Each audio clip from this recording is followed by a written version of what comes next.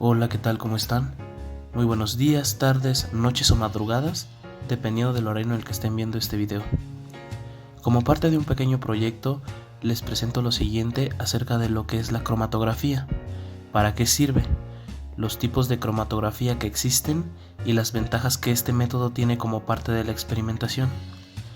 Así que sin darle más vueltas al asunto, comencemos con el video. Bueno, ¿qué es la cromatografía? Déjenme les explico un poco. La cromatografía es un método de separación de mezclas complejas que es ampliamente utilizado en diversas ramas de la ciencia.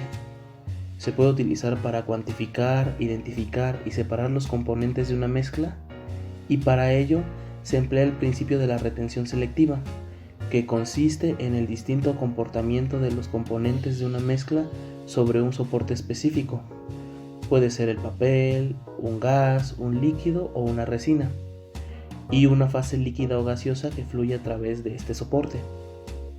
De esta manera, la cromatografía emplea diversas técnicas que aprovechan las diferencias en la velocidad de retención de cada componente y puede separarlos, identificarlos y cuantificarlos. En general, todos los tipos de cromatografía dependen de una serie de instrumentos, compuestos químicos y determinada tecnología. Debido a ello, es importante conocer algunos conceptos para poder entender el funcionamiento de las técnicas cromatográficas. La fase estacionaria es una sustancia que se mantiene inmóvil mientras se ejecuta la cromatografía. La fase móvil es la sustancia que se mueve durante la cromatografía, puede ser líquida o gas, y en esta muestra se administra el analito. Los analitos son las sustancias que se van a separar, cuantificar y a identificar utilizando la cromatografía, es decir, son las sustancias que se van a analizar. La muestra es la mezcla que se va a analizar, puede estar constituida por uno o varios analitos y otros componentes que pueden no ser de interés de los que se estarán separando los analitos. El tiempo de retención es el tiempo que demora el analito en pasar desde la columna o el sistema por donde pase la fase móvil hasta el detector, que es el equipo que puede dar la señal de detección utilizando alguna propiedad del analito. La separación de los analitos dependerá de la afinidad de cada uno de los componentes, tanto por la fase estacionaria como por la fase móvil, dependiendo de su naturaleza. Algunas sustancias tenderán a moverse con la fase móvil y otras permanecer sobre la fase estacionaria. Es hora de hablar de diferentes tipos de cromatografía, pues dependiendo de la tecnología utilizada, de la naturaleza de la fase estacionaria y de la fase móvil, se pueden diferenciar los siguientes tipos de cromatografía. Cromatografía en papel. Aquí la fase estacionaria está formada por una tira de papel de filtro. La muestra a analizar se coloca en forma de gota sobre un extremo del papel. Luego se sumerge la tira de papel en un recipiente donde se encuentra la fase móvil, teniendo en cuenta que el extremo donde está colocada la muestra quede en la parte de abajo del papel. La fase móvil asciende por capilaridad arrastrando consigo la muestra y separando cada componente según su afinidad por la fase estacionaria. Este tipo de cromatografía se emplea principalmente cuando cada componente de la muestra tiene un color diferente, entonces se puede ver el despliegue de colores sobre el papel para identificarlos. Cromatografía en capa fina. El funcionamiento de esta técnica es parecida a la de la cromatografía en papel, pero en este caso la fase estacionaria se construye depositando una resina polar, que casi siempre es sílica de gel, sobre una placa de vidrio o aluminio. Se coloca cierta cantidad de la muestra a 1 centímetro del borde inferior de la placa. Luego se sumerge esta placa teniendo en cuenta que el extremo que contiene la muestra debe quedar hacia abajo, en un recipiente que contiene la fase móvil. La fase móvil asciende por capilaridad separando los componentes de la muestra. Cromatografía en columna. La fase estacionaria se coloca dentro de una columna que puede ser de vidrio o acero inoxidable, entre otros materiales. La fase móvil puede ser líquida o gaseosa. La muestra se coloca en el extremo superior de la columna y se deja descender con la fase móvil utilizando la gravedad. De este modo, la cromatografía en columna se puede clasificar como cromatografía sólido-líquido, cuando la fase estacionaria es sólida y la móvil es líquida. Cromatografía líquido-líquido, cuando ambas fases son líquidas.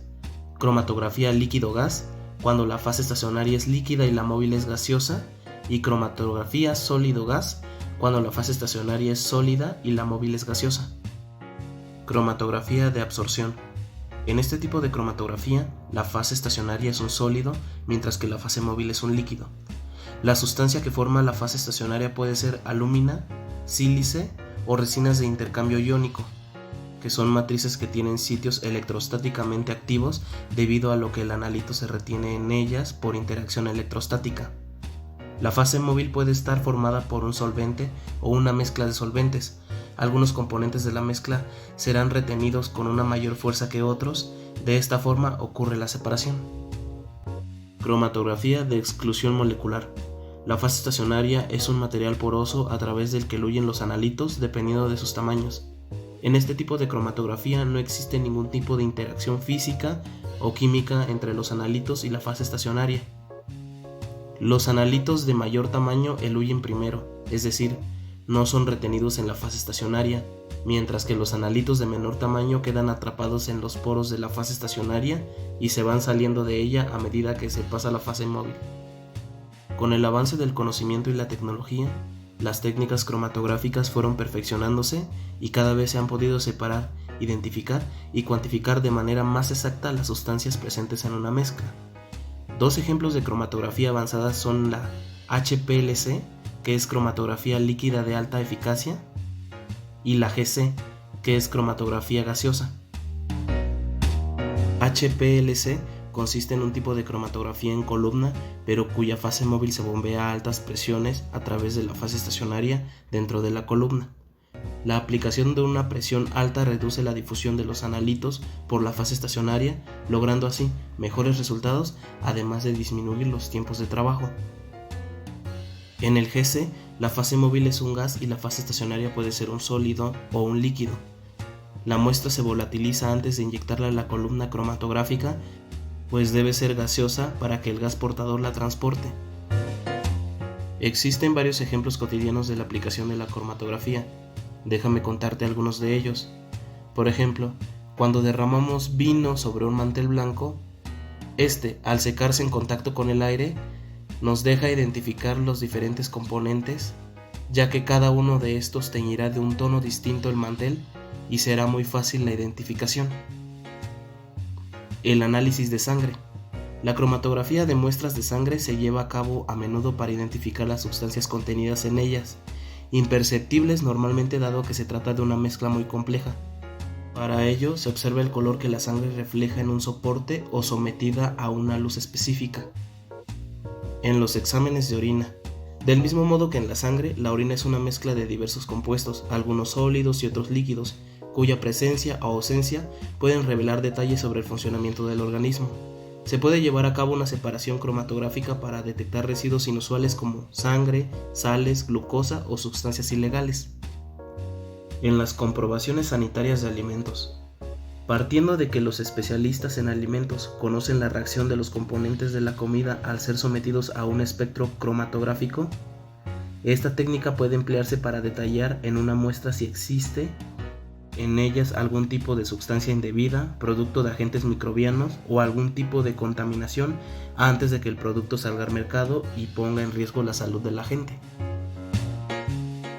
La cromatografía no es algo que solamente ves dentro de un laboratorio. Con los ejemplos vistos, vemos que es algo prácticamente común en el día a día. Espero que esta información te haya servido tanto como a mí. Bye.